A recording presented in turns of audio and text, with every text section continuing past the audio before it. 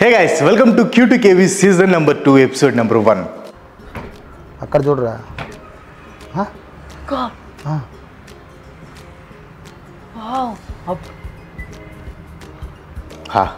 Q2KV అని పలికి ఎంతకాలం అవుతుంది కదా. ఇన్ఫ్యాక్ట్ ఆల్మోస్ట్ 3 years అవుతుంది. Q2KV ద్వారా కొన్ని వందల క్వశ్చన్స్కి మనం ఆన్సర్ చేసాం. ఆ సిరీస్ ఎంత సూపర్ హిట్ అయిందో మన ఓల్డ్ ఫాలోవర్స్కి బాగా తెలుసు. మీకు గుర్తుంటే కింద కామెంట్ చేయండి. అయితే చాలామంది మళ్ళీ Q2KV రీస్టార్ట్ చేయమని చాలామంది కామెంట్స్ చేశారనమాట. సో మన ఛానల్లో Q2KV మళ్ళీ రీస్టార్ట్ చేయబోతున్నాం. మీకు ఏమైనా క్వశ్చన్స్ ఉంటే కింద కామెంట్స్లో #Q2KV అని మీ క్వశ్చన్స్ని పోస్ట్ చేయండి, వాటికి ఆన్సర్స్ ఇస్తాను. ఇంకా అస్సలు లేట్ చేయకుండా వీడియో స్టార్ట్ చేద్దాం. బాబు రెడీ బాబు, హాట్ కెమెరా. ఫస్ట్ గౌతమ్ అడిగిన question, how did life begin from non living chemicals? అంటే ఈ భూమి మీద లైఫ్ అనేది నాన్ లివింగ్ కెమికల్స్ నుంచి ఎలా మొదలైంది? నాన్ లివింగ్ కెమికల్స్ అంటే వాటర్ కానీ, carbon dioxide, ammonia, nitrogen gas, minerals etcetera etcetera. Actually వీటి నుంచి లైఫ్ ఎలా మొదలైంది అనే దానికి ప్రూఫ్ అయితే లేదనమాట. ఎందుకురా నీకు ఏసి బతుకు, ఎందుకురా నువ్వు బతుకుతావు. కానీ సైంటిస్టులు ఒక థియరీని అయితే ప్రపోజ్ చేశారు. Wow, nice. ఆ థియరీ పేరు ఏబయోజెనసిస్.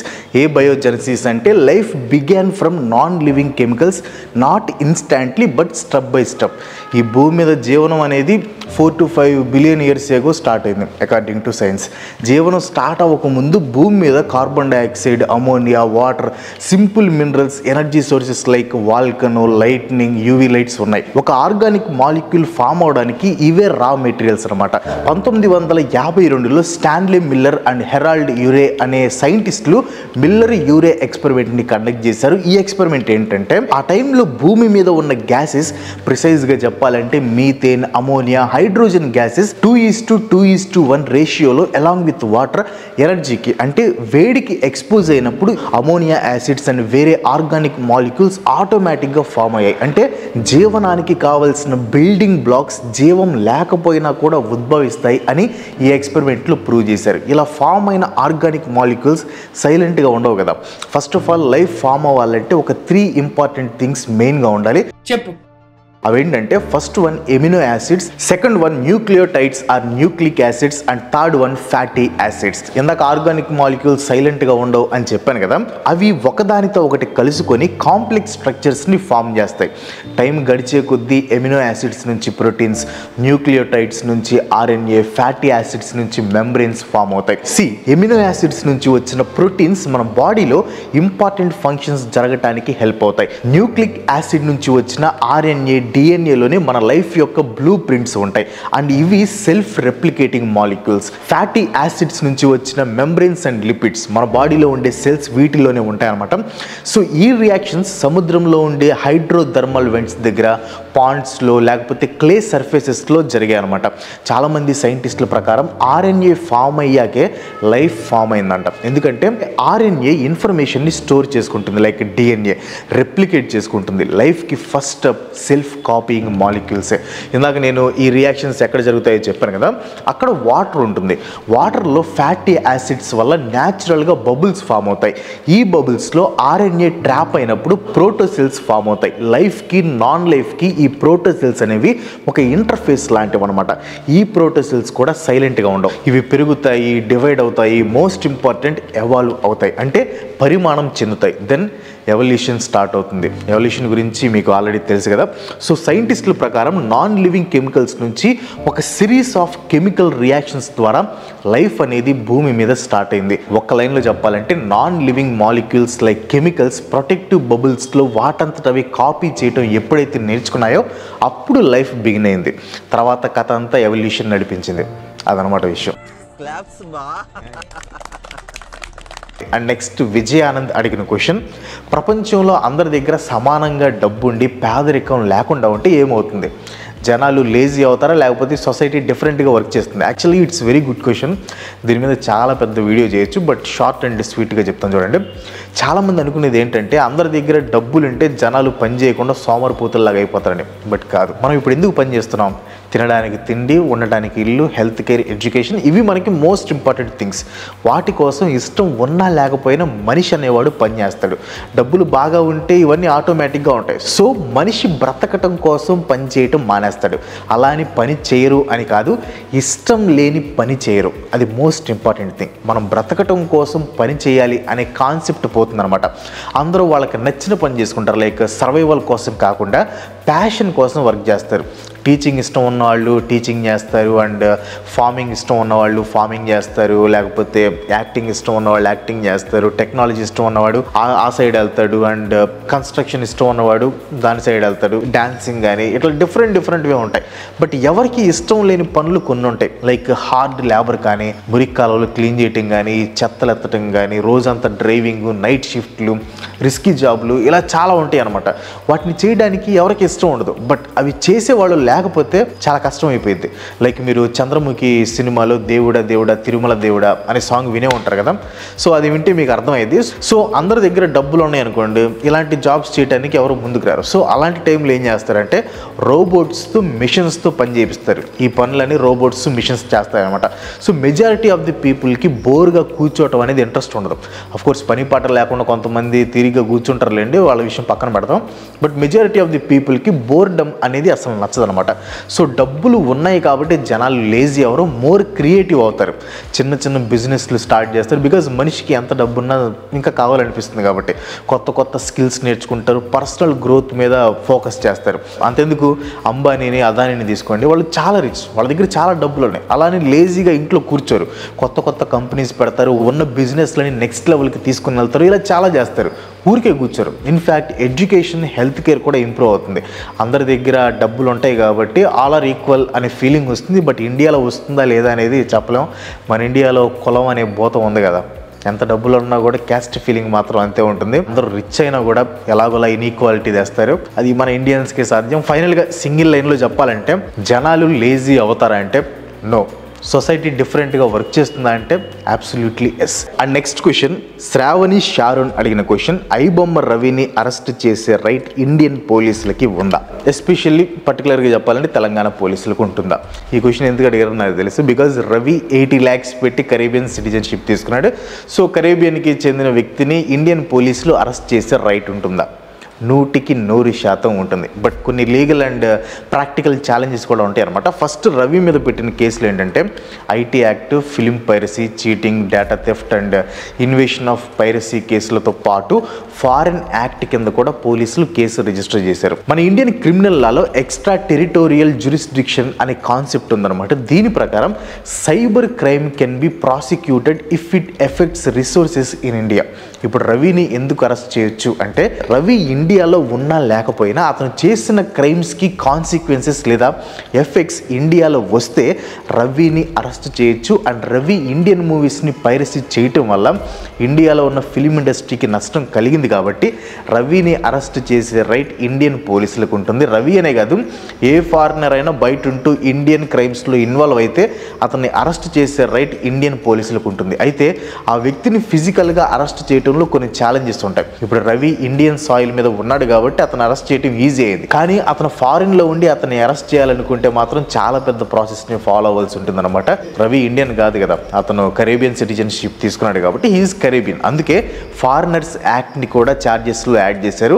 ఏ దేశం వాడైనా అతని వల్ల ఇండియాలో నష్టం వస్తే అతన్ని అరెస్ట్ చేయొచ్చు. ఇన్ కేసు రవి ఇండియా రాకపోతే అతన్ని అరెస్ట్ చేయడం చాలా కష్టమయ్యేది. ఎవిడెన్స్లు కలెక్ట్ చేయడానికి ఇండియన్ పోలీసులకి ఫారిన్ కోఆపరేషన్ కావాలి. అతన్ని వేరే కంట్రీలో అరెస్ట్ చేయాలంటే సాలిడ్ ప్రూఫ్ కావాలి.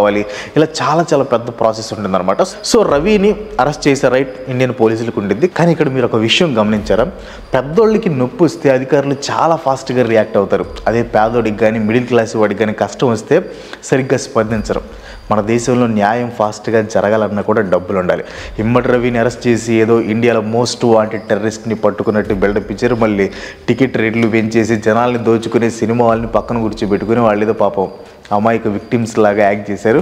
నాకు అర్థం కాని విషయం ఏంటంటే, అంత కష్టపడి చెమటోడ్చి రక్తాన్ని దారబోసి పంట పండించే రైతుకి తాను పండించిన పంటకి ధరని డిసైడ్ చేసుకునే హక్కు లేదు. బట్ ఎక్కువ బడ్జెట్ పెట్టి సినిమా తీసాం, సో టికెట్ రేట్లు ఇష్టం వచ్చినట్లు పెంచుకుంటామని టికెట్ రేట్లు విచ్చలవిడిగా పెంచుకునే రైట్ మాత్రం సినిమా వాళ్ళకు ఉంటుంది. ఇది ఎక్కడ న్యాయం? నిజానికి ధరని డిసైడ్ చేసుకునే హక్కు కష్టపడి పండించిన రైతుకు కదా ఉండాలి. కామన్ పీపుల్ చూసే సినిమా టికెట్ ధరని నిర్ణయించే హక్కు గవర్నమెంట్కి కదా ఉండాలి. బట్ ఇది ఇండియా కదా, ఇక్కడంతా రివర్స్లో జరుగుతుంది. ఎందుకు ఇలా జరుగుతుందో మీకు తెలిస్తే కామెంట్స్లో చెప్పండి, నేను కూడా తెలుసుకుంటాను. అప్పుడప్పుడు సినిమా టికెట్ రేట్స్ విషయంలో వైఎస్ జగన్మోహన్ రెడ్డి గారు చెప్పింది కరెక్ట్ అనిపిస్తుంది. వద్దులే, మళ్ళీ పేటీఎం కరా అంటారు. ఓకే, సెకండ్ అండి. నెక్స్ట్ లోక్నాథ్ అడిగిన question, how will be the life of middle class without piracy? Piracy గురించి, పైరసీ వల్ల జరిగే నష్టం గురించి నేను ఆల్రెడీ ఇంతకుముందు చెప్పాను, కానీ ఇప్పుడు కొంచెం క్లియర్గా డిస్కస్ చేద్దాం. ఏదో డిప్లొమాటిక్గా కాకుండా కొంచెం రియాలిటీ డిస్కస్ చేద్దాం. పైరసీ మూవీస్ మెయిన్గా చూడటానికి రీజన్ లో ఇన్కమ్. చాలా ఓటీటీలు ఉన్నాయి, వాటికి సబ్స్క్రిప్షన్స్ తీసుకోవడం అంటే చాలా కష్టం. థియేటర్లో టికెట్ రేట్స్ ఎక్స్పెన్సివ్ అవుతున్నాయి. పాప్కార్న్ గురించి నేను స్పెషల్గా చెప్పాల్సిన పని లేదు. సడన్గా ఓటీటీలు లేవనుకోండి, రకరకాల ఓటీటీస్లో సినిమాలు, వెబ్ సిరీస్లు చూడలేరు. మా అయితే 1-2 ఓటీటీలు సబ్స్క్రిప్షన్ తీసుకుంటారు. హై టికెట్ ప్రైజులు, ఫుడ్ కాస్ట్ పెరగటం వల్ల థియేటర్కి వెళ్ళే వాళ్ళ సంఖ్య కూడా తగ్గుతుంది. పోను ఎంటర్టైన్మెంట్ అనేది ఒక లగ్జరీ అయిపోతుంది. రీసెంట్గా ఫ్యామిలీ మ్యాన్ సీజన్ 3 రిలీజ్ అయింది కదా, మీరు ఎంతమంది చూశారు? ఎంతమంది అమెజాన్ ప్రైమ్లో చూశారు? ఎంతమంది పైరసీలో చూశారు? ఓటీటీలో డబ్బులు కట్టకుండా మనం ఫ్రీగా ఇలాంటి షోస్, సినిమాలు చూస్తే మనకి చాలా డబ్బులు సేవ్ అవుతాయి, ముఖ్యంగా మిడిల్ క్లాస్ వాళ్ళకి. కానీ మనం ఇక్కడ మర్చిపోయే చాలా పెద్ద విషయం అవుతుంది. అదేంటంటే ఈ మిడిల్ క్లాస్ అనే సెక్షన్లోకి జూనియర్ ఎడిటర్లు, కెమెరా అసిస్టెంట్లు, CGI ఆర్టిస్టులు, మేకప్ అసిస్టెంట్లు, spot boys, light men, sound engineers, junior writers, dubbing ఆర్టిస్టులు, వీళ్ళంతా కూడా మిడిల్ క్లాస్ కిందకే వస్తారు. సో డబ్బులు సేవ్ చేసే ఉద్దేశంలో మిడిల్ క్లాస్ అయిన మనం పైరసీని ఎంజాయ్ చేస్తుంటే ఎట్ ద సేమ్ టైం ఇంకో section of middle class effect అవుతుంది. ప్లస్ అదే పనిగా పైరసీని ఎంకరేజ్ చేసాం అనుకోండి, ఒక పాయింట్ ఆఫ్ టైంలో ప్రొడ్యూసర్స్కి విసుగు వచ్చేస్తుంది. అంతే కదా, మరి వాళ్ళంతా ఖర్చు పెట్టి సినిమాలు, సిరీస్లు తీస్తున్నప్పుడు లాభాలు రాకపోతే ఫ్యూచర్లో వాళ్ళు క్వాలిటీ కంటెంట్ తీయడానికి ముందుకు రారు. ఇంకా పర్సనల్ డేటా, మాల్వేర్ గురించి స్పెషల్గా చెప్పాల్సిన పని లేదు. పైరసీ లేకపోతే షార్ట్ టర్మ్లో ఎంటర్టైన్మెంట్కి కాస్ట్ ఎక్కువ ఉన్నట్లు అనిపిస్తుంది. చాలా సినిమాలు చూడలేకపోతున్నాం అనే ఫ్రస్ట్రేషన్ చాలా మందిలో వస్తుంది. బట్ లాంగ్ టర్మ్లో చూసుకుంటే పైరసీ లేకపోతే థియేటర్స్కి వచ్చే వాళ్ళ సంఖ్య కొంచెం పెరుగుతుంది. So more legal and better quality content అనేది జనాలకి దొరుకుతుంది అనమాట. అండ్ ఇందాక ఒక సెక్షన్ ఆఫ్ మిడిల్ క్లాస్ వాళ్ళు సఫర్ అవుతున్నారు అని చెప్పాను కదా, ఇలాంటి వాళ్ళకి ఎక్కువ జాబ్ ఆపర్చునిటీస్ వస్తాయి. బికాస్ పైరసీ వల్ల సినిమా వాళ్ళకి కలిగే నష్టం తగ్గుతుంది కాబట్టి మోర్ సినిమాస్ తీస్తారు, which will give more opportunities to middle class people. Digital environment కూడా కొంతవరకు క్లీన్ అవుతుంది. ఈ పైరసీ ప్లాట్ఫామ్స్లో కామన్గా జరిగే విషయాలు లైక్ మాల్వేర్ ఇన్ఫెక్టెడ్ సైట్స్ కానీ, స్పామ్ డౌన్లోడ్స్ కానీ, డేటా థెఫ్ట్ కానీ ఇలాంటివి ఉండవు అనమాట. పైరసీ సైట్స్ నుంచి వచ్చేవి. సో పైరసీ లేకపోతే ఫస్ట్లో కొద్దిగా బాధ అనిపించినా ఆ తర్వాత అంతా సెట్ అవుతుంది. బట్ పైరసీ లేదు కదా అని ప్రొడ్యూసర్లు ఇష్టం వచ్చినట్టు టికెట్ రేట్లు పెంచేశారు అనుకోండి, అప్పుడు వాళ్ళకే నష్టం. జనాలు థియేటర్స్కి రావడం మానేస్తారు. 1 నెల 2 నెలలు అయితే టీవీలో వచ్చేసిద్దిగా చూద్దాంలే అని అనుకుంటారు. సో అదనమాట విషయం. సో మీరేమనుకున్నారు ఈ పైరసీ గురించి? నేను చెప్పిందంతా మీరు ఏకీభవిస్తారా లేకపోతే అపోజ్ చేస్తారా? మీ ఒపీనియన్ కింద కామెంట్లో చెప్పండి. నెక్స్ట్ గాడ్స్ గ్రేస్ అడిగిన క్వశ్చన్, క్రాంతి అన్న, మొబైల్ ఎడిక్షన్ ఎలా తగ్గించుకోవాలి ప్రెజెంట్ AI యుగంలో అన్న? ప్రజెంట్ యూత్ అందరిలో ఉన్న ఒక కామన్ థింగ్ ఏంటంటే mobile addiction. First of all me screen time ఎంత ఉందో కింద కామెంట్ చేయండి. సెట్టింగ్స్లోకి వెళ్తే అక్కడ ఉంటుంది, చూద్దాం ఏ రేంజ్లో మీ స్క్రీన్ టైం ఉందో. అండ్ ఇప్పుడు నేను చెప్పబోయే టిప్స్ 1 వీక్ ఫాలో అవ్వండి, అప్పుడు మీ స్క్రీన్ టైం ఎంత ఉందో కంపేర్ చేసుకోండి. ఫస్ట్ మీరు గుర్తుపెట్టుకోవాల్సిన విషయం ఏంటంటే మీ మొబైల్ ఎడిక్షన్ స్ట్రాంగ్ కాదు, మీ ఫోన్ల డిజైనే మిమ్మల్ని ఎడిక్షన్లోకి లాగేలాగుంటుంది అనమాట. Phones are design to make you addicted. And మీరు ఎంత ఎక్కువ ఆ ఫైట్ చేస్తే ఆ ఎడిక్షన్ ఇంకా ఎక్కువ అంత పెరిగిపోతుంది. సో మొబైల్ ఎడిక్షన్ని ఫైట్ చేయకండి, రీప్లేస్ చేయండి. లైక్ అదే పనిగా రీల్స్ చూసే బదులు కాసేపు చూసి ఆ తర్వాత ఒక బుక్ తీసుకొని చదవడానికి ట్రై చేయండి, లేకపోతే డ్రాయింగ్స్ వేయండి, స్క్రిప్ట్స్ రాయండి. అన్నట్టు చెప్పడం మర్చిపోయాను, మా దగ్గర స్క్రిప్ట్ రైటర్స్కి వేకెన్సీ ఉంది. ఇంట్రెస్ట్ ఉంటే మీ రెజ్యూమ్ అండ్ శాంపిల్ స్క్రిప్ట్స్ని మెయిల్ ఐడికి పంపించండి. ఇది వర్క్ ఫ్రమ్ హోమ్ కాదు, ఫ్రీలాన్సింగ్ కాదు, ఆఫీస్కి వచ్చి వర్క్ చేయాలన్నమాట. సో ఇంట్రెస్ట్ ఉంటే అప్లై చేయండి. అయినా ఈ బుక్స్ చదవటం, డ్రాయింగ్స్ వేయటం ఇవన్నీ అయ్యే పనులు కాదురా క్రాంతి అని మీరు అనొచ్చు. సో కొన్ని ప్రాక్టికల్ టిప్స్ చెప్తాను చూడండి. ఫస్ట్ మీ మొబైల్ నోటిఫికేషన్స్ అన్ని ఆఫ్ చేయండి. నోటిఫికేషన్స్ మిస్ అయినంత మాత్రాన కొంపలే మునిగిపోవు. మీ ఫోన్లో చాలా యాప్స్ ఉంటాయి కదా, ప్రతిసారి ఏదో ఒక యాప్ వాడు మీకు నోటిఫికేషన్ పంపుతాడు. అది ఇంపార్టెంట్ కాకపోయినా మీరు ఓపెన్ చేసి చూస్తారు. బట్ ప్రాబ్లం ఏంటంటే అది ఓపెన్ చేశాక నోటిఫికేషన్స్తో మీ మైండ్ ఆగదు. వాట్సాప్ ఓపెన్ చేయాలి, యూట్యూబ్ ఓపెన్ చేయాలి, ఇన్స్టాగ్రామ్ ఓపెన్ చేయాలి, ఇంకంతే. ఒక రీల్ ఓపెన్ చేస్తారు, ఇంకంత నెడతానే ఉంటారు. మీకు తెలియకుండానే ఒక గంట అయిపోయింది, గంట అస్సాం. సో ఒక్క నోటిఫికేషన్ వల్ల ఎంత ఘోరం జరిగింది. అందుకే నోటిఫికేషన్స్ అన్నీ ఆఫ్ చేయండి. ఓన్లీ మీకు మోస్ట్ ఇంపార్టెంట్ అనుకున్నవే ఆన్లో పెట్టుకోండి, మోస్ట్ ఇంపార్టెంట్ లేకపోతే అన్నీ ఆఫ్లో పెట్టుకోండి. నేను నెక్స్ట్ మీకు అవసరం లేని యాప్స్ కొన్ని ఉంటే వాటన్నిటిని డిలీట్ చేసేయండి. అండ్ ప్రతి యాప్కి మీరు టైం లిమిట్ పెట్టుకోవచ్చు. సెట్టింగ్స్లో ఉంటుంది. ఐఫోన్లో అయితే సెట్టింగ్స్ స్క్రీన్ టైంలో యాప్ లిమిట్స్ అని ఉంటుంది. అండ్ ఆండ్రాయిడ్లో అయితే settings digital wellbeing and parental కంట్రోల్స్లో యాప్ టైమర్స్ అని ఉంటుంది అనమాట. అక్కడ మీరు ఏ యాప్ని ఎంతసేపు వాడాలో టైమర్ సెట్ చేసుకోవచ్చు. ఇన్స్టాగ్రామ్కి ఒక 1 అవర్ పెట్టారనుకోండి, 1 అవర్ తర్వాత యాప్ అనేది లాక్ అయిపోతుంది అనమాట. సో రోజుకి 1 అవరే మీరు ఇన్స్టాగ్రామ్ని యూజ్ చేయగలరు. అండ్ నేను చెప్పే ఇంకో సజెషన్ ఏంటంటే, ఫస్ట్ మీరు ఎక్కువగా యూజ్ చేసే యాప్స్ ఏవైతే ఉన్నాయో లైన్గా రాయండి. ఇన్స్టాగ్రామ్, ట్విట్టర్, యూట్యూబ్ అట్లా లైన్గా రాసి అక్కడే మీకు చూపించింది అనమాట. ఆ స్క్రీన్ టైంలోనే ఏ యాప్ని మీరు రోజుకి ఎంతసేపు వాడుతున్నారో ఆ టైమింగ్ రాయండి. దాంట్లో 90% అంటే ఇప్పుడు ఫర్ ఎగ్జాంపుల్ ఇన్స్టాగ్రామ్ని ఈరోజు ఒక 4 అవర్స్ వాడారనుకోండి, దాంట్లో ఒక 90% అంటే అంత ప్రిసైజ్గా ఏం చెప్పలే కానీ ఒక 3.5 అవర్స్ అంటే నెక్స్ట్ నుంచి మీరు 3.5 అవర్స్ వాడేలాగా పెట్టుకోండి. ఒకేసారి అరగంట గంట పెట్టుకున్నారనుకోండి, అదయ్యే పని కాదు. సో మీరు గ్రాడ్యువల్గా డిక్రీజ్ చేసుకుంటే వెళ్ళాలి. 4 అవర్స్ ఉంది కాబట్టి ఈ 1 వీక్ 3.5 అవర్స్ పెట్టుకోండి. నెక్స్ట్ 1 వీక్ ఏం చేస్తారు, ఆ 5 తీసేసి 3 అవర్స్ పెట్టండి. నెక్స్ట్ 2.5 అట్లా గ్రాడ్యువల్గా తగ్గించుకుంటా వెళ్ళండి. ఒకేసారి మీరు 4 అవర్స్ వాడేవాళ్ళు అరగంట గంట పెట్టుకున్నారనుకోండి, అది అయ్యే పని కాదు, మొదటికే మోసం వచ్చింది. అందుకే గ్రాడ్యువల్గా తగ్గించుకుంటా చిన్నగా వెళ్ళాలి. It takes time but work out అయింది. సో బేసిక్గా ఏంటంటే ఫోన్ మనల్ని కంట్రోల్ చేయడం కాదు, మనమే ఫోన్ని కంట్రోల్ చేయాలి. వచ్చిండే సైంటిస్ట్. చాలామంది యూత్ ఎక్కువగా ఫోన్ యూజ్ చేసేది నిద్రపోయే టైంలో. దానివల్ల ఏంటంటే హెల్త్ కూడా పాడైద్ది అనమాట. సో నిద్రపోయేటప్పుడు మీ ఫోన్ని వేరే రూమ్లో పెట్టి పడుకోండి. చాలా కష్టం బట్ ట్రై చేయండి, చిన్నగా అలవాటు అవుతుంది. బేసిక్గా మనం ఫోన్కి ఎక్కువ ఎడిక్ట్ అవ్వడానికి మెయిన్ రీజన్ ఏంటంటే ఫోన్లో ఉండే వైబ్రెంట్ కలర్స్, ఆ డిఫరెంట్ కలర్స్, బొమ్మలు గెమ్మలు అంతా మనకి బాగా బ్రెయిన్కి బాగుండిద్ది అనమాట. సో సెట్టింగ్స్లో మీ ఫోన్ని గ్రే స్కేల్ మోడ్లోకి కన్వర్ట్ చేసుకోండి. గ్రే స్కేల్ మోడ్లో ఉంటే ఫోన్ చూడాలనే మూడు ఉత్సాహం సర్వనాశనం అయిపోతాయి. ఈ టిప్ ఫాలో అయ్యారంటే మీ స్క్రీన్ టైం 50% తగ్గిపోతుంది. ఇది చాలా కష్టం బట్ మీరు ఫోన్ ఎడిక్ట్ అయితే మాత్రం ఇది ఖచ్చితంగా ట్రై చేయండి, మంచి రిజల్ట్ ఉండిద్ది. అసలు మీకు ఫోన్ చూడబుద్ది కాదు. మొబైల్ ఎడిక్షన్ అనే కాదు, ఏ ఎడిక్షన్ నుంచి అయినా బయట పడాలంటే మీరు గుర్తుపెట్టుకోవాల్సిన మెయిన్ థింగ్ ఏంటంటే ఎడిక్షన్ అనేది ఒక్కసారిగా పోదు, it's a process. Day by day మీ హ్యాబిట్స్ని డిజైన్ చేసుకోండి. మోటివేషన్ కంటే డిసిప్లిన్ అనేది మోస్ట్ ఇంపార్టెంట్ అని గుర్తుపెట్టుకోండి. ఈ టిప్స్ ఫాలో అవ్వండి, డెఫినెట్గా మీ స్క్రీన్ టైం అనేది చాలా తగ్గుతుంది, మీ లైఫ్ అనేది ప్రొడక్టివ్గా మారుతుంది. అండ్ నెక్స్ట్ వినీత్ కుమార్ అడిగిన క్వశ్చన్, ఈ చాట్ జీపీటీ లాంటివి ఉన్న ఏఐ కాలంలో మీ Q2KV సక్సెస్ అవుతుంది అనుకుంటున్నారా? ప్రజెంట్ ఏ క్వశ్చన్ ఉన్నా కానీ చాట్ జీపీటీని అడిగామనుకోండి టక్కుమని చెప్పేస్తుంది. ఇంకా Q2KVతో పనే ఉంది కదా. బట్ మీరు గుర్తుపెట్టుకోవాల్సిన విషయం ఏంటంటే, నేను Q2KV స్టార్ట్ చేసినప్పుడు చాట్ జీపీటీ అమ్మ మూడు గూగుల్ ఉన్నాడు, అయినా కానీ Q2KV సూపర్ డూపర్ హిట్ అయింది. ఎందుకు? ఈ Q2KV మెయిన్ థీమ్ జస్ట్ మీరు అడిగిన క్వశ్చన్స్కి ఆన్సర్స్ తెలుసుకోవటమే కాదు, చాలామంది చాలా ఇంట్రెస్టింగ్ క్వశ్చన్స్ అడుగుతారు. ఆ క్వశ్చన్స్ మీకు రాకపోవచ్చు, బట్ Q2KV చూడటం వల్ల ఆ క్వశ్చన్స్కి కూడా మీకు ఆన్సర్ తెలుస్తుంది. అండ్ కొన్నిసార్లు చాట్ జీపీటీ చెప్పే ఆన్సర్స్ మీకు అర్థం కాకపోవచ్చు, దానివల్ల మళ్ళీ వేరే దగ్గర సెర్చ్ చేయాలి, అదొక టైం వేస్ట్. బట్ ఇక్కడ నేను మీకు అర్థమయ్యేలాగా సింప్లిఫై చేసి దానికి హ్యూమర్ యాడ్ చేసి మీకు రిలేట్ అయ్యేలాగా ఎక్స్ప్లెయిన్ చేస్తాను. Q2KV వల్ల మీ టైం సేవ్ అవుతుంది and at the same time వేరే క్వశ్చన్స్కి ఆన్సర్స్ తెలుసుకోవటం వల్ల మీ నాలెడ్జ్ కూడా ఇంక్రీజ్ అవుతుంది. చాట్ జీపీటీ మీరు అడిగిన క్వశ్చన్స్కి మాత్రమే ఆన్సర్స్ ఇస్తుంది, బట్ Q2KVలో చాలా క్వశ్చన్స్కి ఆన్సర్స్ దొరుకుతాయి.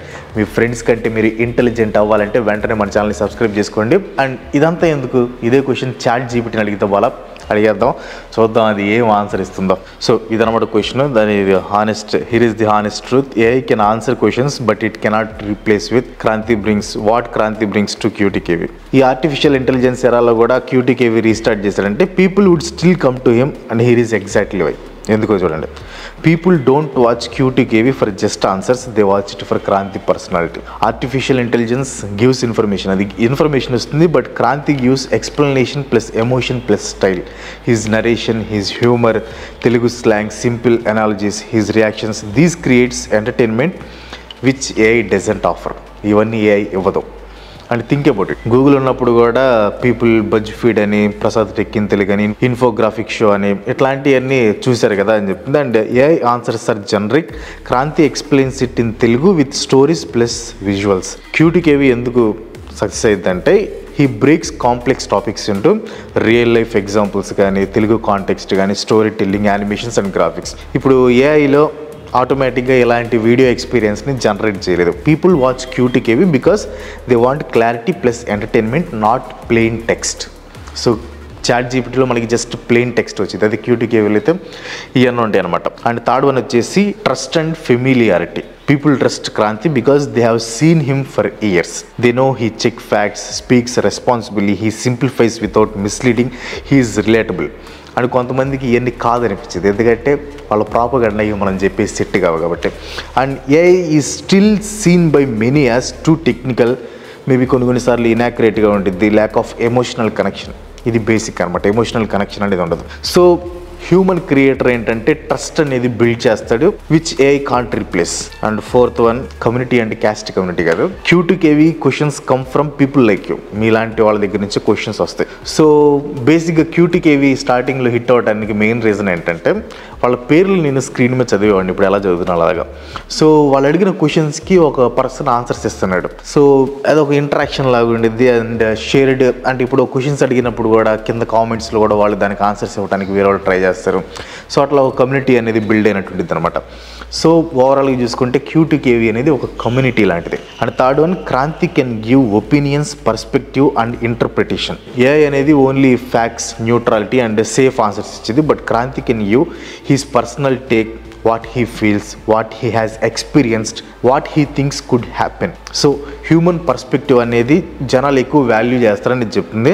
అండ్ సిక్స్త్ వన్ వచ్చేసి people prefer watching a video over reading AI responses. ఇది మాత్రం ట్రూ, ఎందుకంటే లార్జ్ సెక్షన్ ఆఫ్ ఆడియన్స్ ఎవరైతే ఉంటారో వాళ్ళు ఎక్కువ వీడియోస్ చూడటానికి ఇష్టపడతారు. అందుకే యూట్యూబ్ అంత ఫేమస్ అయింది. లేకపోతే అందరూ గూగుల్లోకి వెళ్ళి ఊరికి సెట్ చేసి అన్ని చదవటం అనేది చాలామందికి ఇంట్రెస్ట్ ఉండదు అనమాట. అది వీడియో చూస్తూ ఉంటే బాగుంటుంది.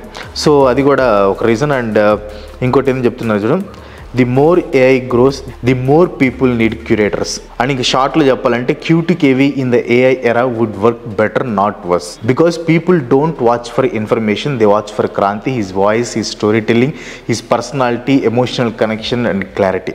AI is a tool, Kranti is the creator. So final verdict కూడా ఇంకోసారి అడిగినప్పుడు చెప్పింది అనమాట, QTKV నాట్ ఓన్లీ సర్వైవ్స్, అంటే అది జస్ట్ సర్వైవ్ అవటం కాదు, ఇట్ గ్రోస్, ఇంకా పెరుగుతుంది. Because in world full of AI answers, human answers become even more valuable. So భయం లేదు, ChatGPT కూడా మనకు కొంచెం ధైర్యం ఇచ్చింది. అదనమాట విషయం. Be positive, stay positive, stay connected, subscribe. That's it for today.